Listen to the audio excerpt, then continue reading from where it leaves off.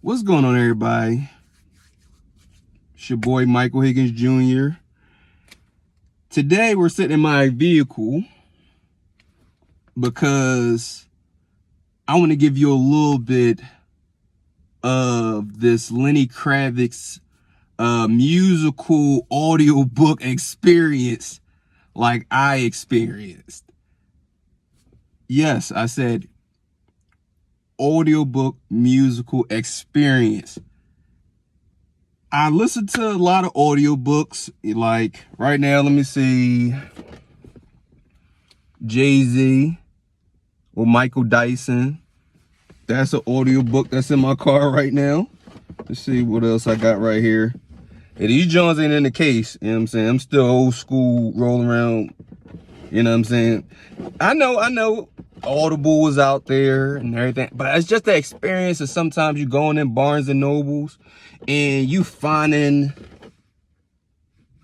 a listening experience like what Lenny Kravitz, you know what I mean, experience put me through, you know what I'm saying? Here's another audiobook, that's Oprah. I got Fuck No down there, excuse my French, but that's what she wrote as the title, you know what I mean? But to say this is a listening experience, like, I'm just gonna put on a part of the audiobook. Hopefully Lenny Kravitz don't pull it down and whoever's involved, you know what I'm saying? This is for marketing. This is for marketing. Don't take me down. This is for marketing. Went against the spirit of the song. After all, the lyrics said, "Love is gentle as a rose." Not gonna give you too much of that, because I'm not trying to get this taken down for one. And y'all gotta listen to this audiobook. It is awesome. It is awesome. And let me break this down to you. I'm ecstatic. It's not because I'm a Lenny Kravitz fan. Before this audiobook experience came into my life, I had no idea who Bull was, for real. Other than him being on Guns N' Roses with Jay-Z, I don't really know the Bull. I have no idea. So I had to walk into this blindly. And this was like Mike Tyson coming in the ring and just knocking you the fuck out. Real rap. Excuse my French, because I didn't expect it. I'm just that guy, you know, lollygod. Hey, this is Mike Tyson. You want to fight? Let's go. This was the punch I did not expect. So I have no idea about Lenny Kravitz. Let me repeat this again. And how I end up purchasing this audiobook is because I was in Barnes and Nobles. Like, I usually am, because, like, you know, this is a real travel vlog. So when I'm traveling, I listen to audiobooks. That's what I do. And I like stopping in from town to town and picking up an audiobook. So I picked up an audiobook. But the thing about it, son in me said, and I mean, because I listen to my spirit, and after listening to his audiobook, Lenny Kravitz audiobook, he listens to his spirit a lot. Son in my spirit said, yo, pick up a autobiography. No self-improvement, no comedy, because I just bought Jerry Seinfeld's audiobook, which is funny. I don't remember the name. I put it out there. That joint is funny. It reminds me of George Carlin's style of audiobooks, which is funny. You know what I mean? But there's only one George. Let me get back on that. So walking into the store, like I said, I had my mind focused. Let's do an autobiography. You know what I mean? And the selection was kind of, it was kind of weak, to be honest. It was kind of weak, you know what I mean? Different Barnes and Nobles cater to different, you know what I mean, geographical customers, you know what I'm saying? So these customers don't really get into autobiographies. And I'm looking, and seeing Michelle Obama, John, of course, Obama's autobiography. And I was like, man, I'm kind of like, I know these people to a degree, you know what I'm saying? These the people, you know what I mean, the media cover the most. They cover the most. So I start seeing these type of ones. George Washington's already got these audio, you know what I mean? Certain audiobooks already have, so I'm still looking. And then I see the Lenny Kravitz joint. I'm like, it's a black bull dressed the way he is. I'm an outside the box thinker. I move outside the box. I don't try to conduct myself like nobody. You might peep that it's similar to something, but it's me. I'm original. I seen that. I said, yo, he original. You like a free thinker. Let's cop bull audiobook. And it was worth the time. It was totally worth the time. For, like I said, I went in blind. Didn't know nothing about this guy. Nothing. So it's too many details. Let me put this out there too. It's too many details. You listen to it, you read the book, you be like, yo, Mike, you missed. I'm gonna miss a lot because it's too much. In my lifetime, I'm an African-American dude, you know what I'm saying? I know myself, and I know my community. You know what I'm saying? And the lifestyle that you kind of want being upbrought in that the 80s, the 60s, the 90s, the earlier, not now. I'm talking about like back in the day. You wanted to have a father that's like Bill Cosby on TV. You know what I'm saying? On TV. I don't know about off the scene. On TV, you want that father like Bill Cosby. After reading this audiobook, I wanted to be that kid that was like Lenny Kravitz. Real fucking rap. Like, you're raised in New York City. Boom. That's just a dope vibe. You're raised in New York City. In two different kind of neighborhoods you kind of floating through. Like me, I'm floating in Philly through Logan, the West Oak lanes, like as a real young cat. Him, he floating back and forth from Manhattan to Brooklyn. You know what I'm saying? And like, you're playing catch with Joe Namath. You know what I'm saying? Uptown. Name drop. Joe Namath. We're playing catch. Roger that. Bam. Bam. And then you go to Brooklyn. You know what I'm saying? You hanging out with your Jamaican relatives. You get in the real black culture of, you get in trouble. You get your ass whooped by one elder. They're going to tell your parents. Then they going to whoop your ass. This is real, like, you live in real black culture, African culture, while at the same time you living the Richie Rich lifestyle. Like, you're getting that at a young age. Like, like I said, you want your father to be Bill Cosby. Father-mother combination, you know what I mean? But as a kid, as a black kid, after reading this audiobook, I would want to be Lenny Kravitz. Like, it's too many dope experiences in his life. Another name drop, Cicely Tyson, God rest her soul. who looks like my grandmother, God rest her soul too, was his godmother. Like, come on, man. Like, you're... Okay. All right. All right. Now, your mother is starring on The Jeffersons. The Jeffersons, back in the day. Moving on up to the east side. Crazy stuff about his lifestyle was he was already living on the east side. They moved to California to watch his mom act as if she was somebody on the east side. They was already living on the east side. Like, okay. I'm getting worked up. Like I said,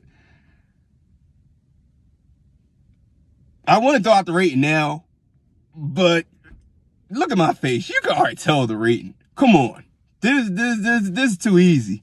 Like, I don't even know what detail to go to next. Like, I got notes. There's tons of these notes.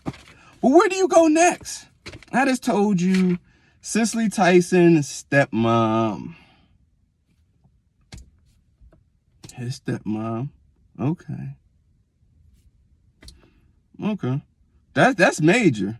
Like, Cicely Tyson, the acting community for African Americans, she basically the pinnacle.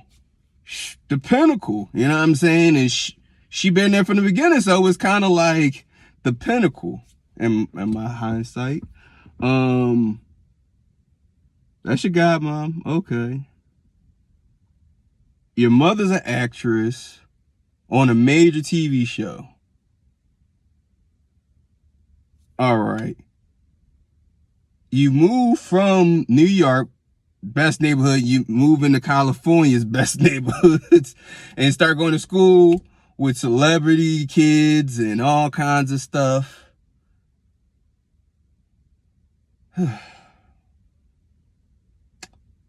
The dream life. So now we got young Richie Rich on the West Coast.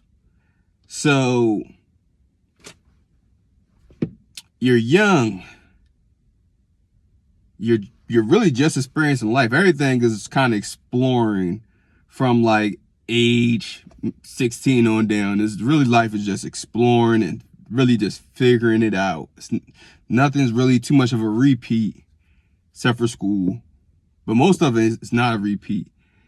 And he talks about his experience getting into the skateboard culture, which, you know what I mean, on the East Coast, me growing up, even being from Philadelphia, like if you ain't downtown, Love Park or whatever like that, skateboard is irrelevant.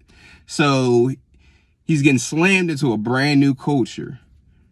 And at a young age, I think he's 11, 12. He's young like me. He what's the name? Smoked his first joint. And he is, from what I'm hearing from this audiobook, he's a functioning pothead. A very functioning pothead. Which is dope because, like, America's just getting to the point where you understand, and it might be a little bit safer for somebody to smoke a joint than drink.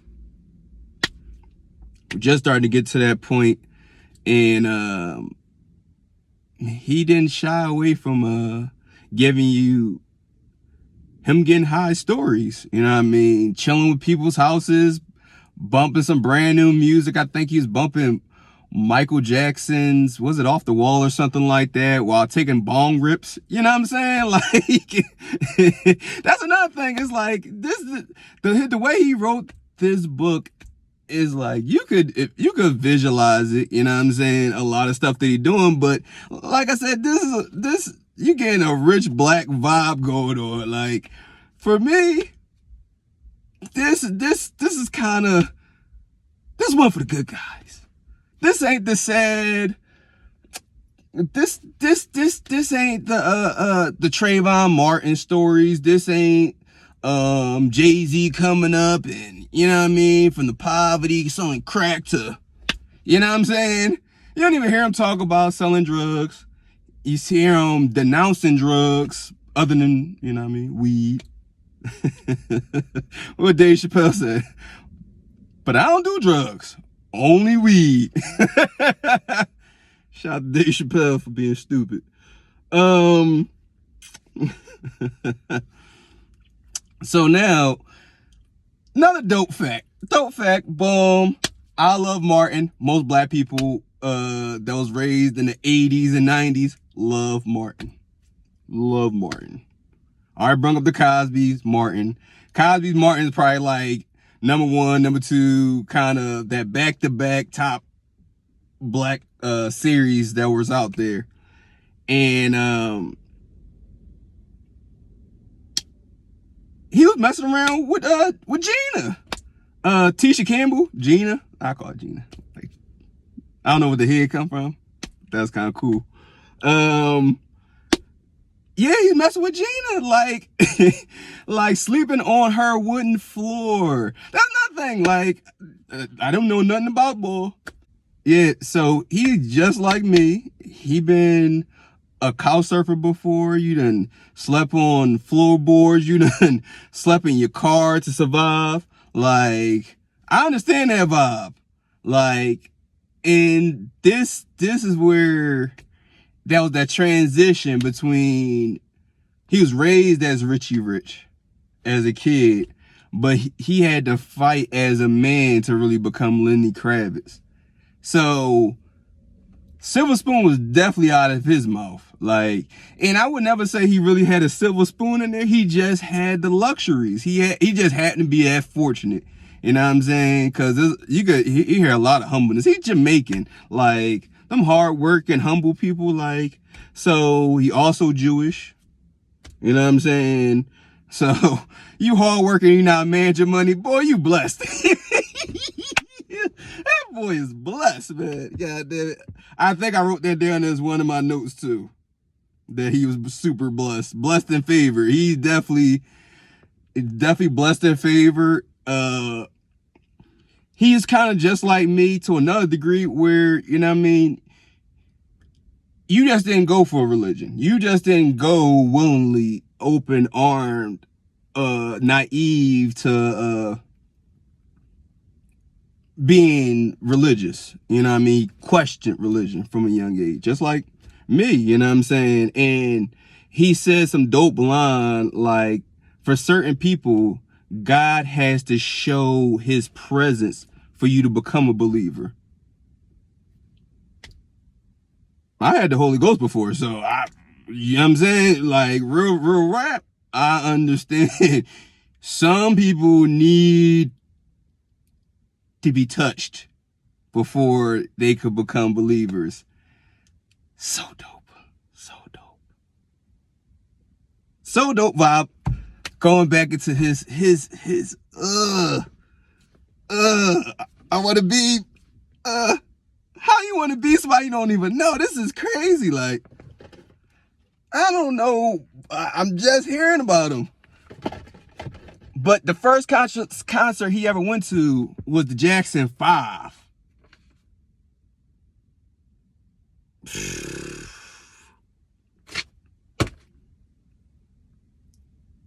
The Jackson 5. I feel like I just got wounded. Like, like, man. I like that rock and roll song too. Life's Been Good to Me So Far. Lenny Kravitz audiobook is slapped with that vibe all through it. It is definitely slapped with Life's Been Good. You know what I'm saying? You do get little touches here and there throughout the audiobook where he knows there is a racial divide in the country, but it's not as big as the media portrays. You know what I'm saying? You know what I mean? Run into issues with cops, you know what I'm saying, and stuff of that nature. He didn't shy away from that. Even, like I told you, I don't know the bull from a can of paint before listening to this audiobook. And I said, I'm going to listen to his greatest hits just to see, you know what I mean, is he my vibe? You know what I'm saying? Some of his songs is. I definitely say some of his songs is. But what I really thought was crazy is he snuck in racial injustice into a rock and roll song. I thought that was crazy as hell.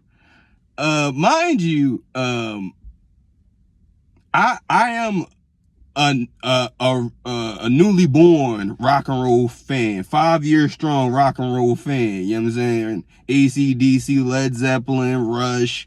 You know what I'm saying? And he wasn't on my radar at all. And I'm listening to his music, and I could definitely hear a little bit of Led Zeppelin, a little bit of Jimi Hendrix, but there's a lot of R&B vibe in his music, a lot. And actually, if I was listening to Lenny Kravitz on the regular, I'd probably dig on his R&B vibe. He got those words for the ladies. I definitely added one of his songs to my R&B playlist. You know what I'm saying? You could click the link below after this video. I also added one of his rock and roll songs to my rock and roll list, rock and roll gods list. You know what I'm saying? Link is below. But other than that, I didn't know, since I didn't even read the back real cover of the audiobook before buying it. I know the whole audiobook is kind of based on his rise to success. You know what I mean? Because a lot of people, audiobooks is like a little bit on my growth as a youth, and I'm successful, walking my success. He did the opposite. My first audiobook is like that. You know what I'm saying? Walk through what made me as a person, like really made me as a person. So I guess this book is based around the time period of his great-grandparents, because he goes into his great-grandparents up to he was 21, you know what I mean, and came out with his first album. So basically it's everything building up to his first album being released, you know what I'm saying?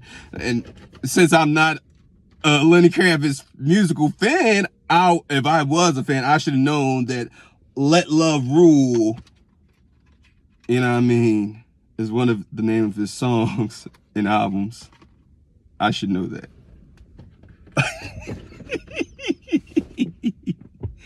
So I think I'm done, because matter of fact, this what I'm gonna do. I'm gonna give my last minute to random cool notes that I thought was interesting. You know what I'm saying? Dope. He cried when his baby was born. Oh, dope vibe. His baby mama is the niece from the Cosbys. That's his baby mama. I think that's Aquaman's wife now, but you know what I'm saying? That's still dope as hell. You know what I'm saying? And he's spoken into existence. He said, I'm gonna marry that girl one day when he was broke. Came up with her. You know what I'm saying? That's dope. Damn. He just too cool. He named his daughter Zoe because, well, Zoe stands for life in Greek. Dope. That's dope.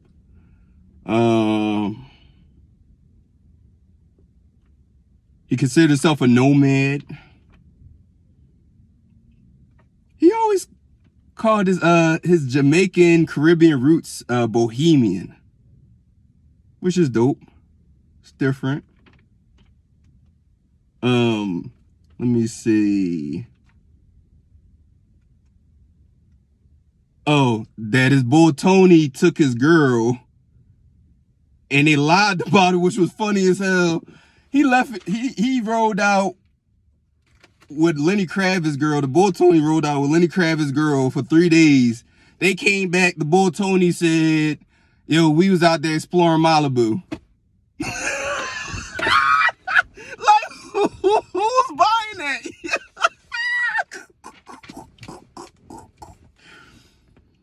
Great audiobook. Great audiobook. Something you're only your mans to say some shit like that. Like, really? Dog, I'm gonna buy that too. Because I fuck with you, but I know you smashed my girl. You smashed my girl on the low. Oh, his dad was a scumbag. Like, his dad, and I mean, was taking his mom's money and giving it to this other chick who we smashing on the side. Like, all right, I'm done. That's all the little, like I said, it's just too much. It's too much. I'm going to play this audiobook again. You know what I'm saying? So I want you to go out there and cop this audiobook so you can become a personal fan. I'm not a musical fan of Boy yet. Not a musical fan of him yet. But I do. I say I wish I could have been him when I was younger. I have a dope upbringing. Wait till you read my audiobook. I have a dope upbringing. But when it comes to cool, like it's certain levels, because mine's is cool urban. His joint is like cool urban, cool Richie Rich.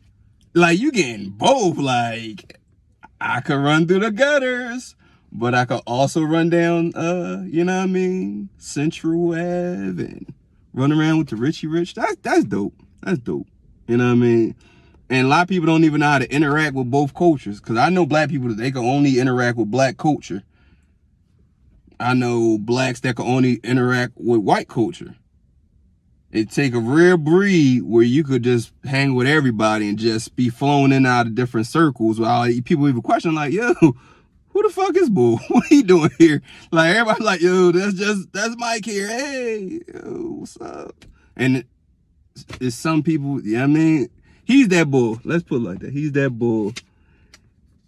He's that bull. All right. Y'all go out there, subscribe to this channel. Save that playlist, that Rock and Roll's God playlist. If you're not into rock and roll, that's a good starting template. You know what I'm saying? I got some of the best, you know what I mean? Because I got a good music listening ear. I wasn't raised on rock and roll. So, like, if the joint don't really pop, I'm not really playing it. So, yeah, hit that link below, save that playlist. Go out there, go cop Warnock Uncut. Unconscious wealth building, if you into money, financial situations, if you're into poetry, lyrical consciousness, go out there, cop Word on the Street. Also, Warnock Uncut screenplay is being put together right now. So if you looking to get an urban comedy popping, holla at me. You know what I'm saying? Warnock Uncut. That's that work. But on that note,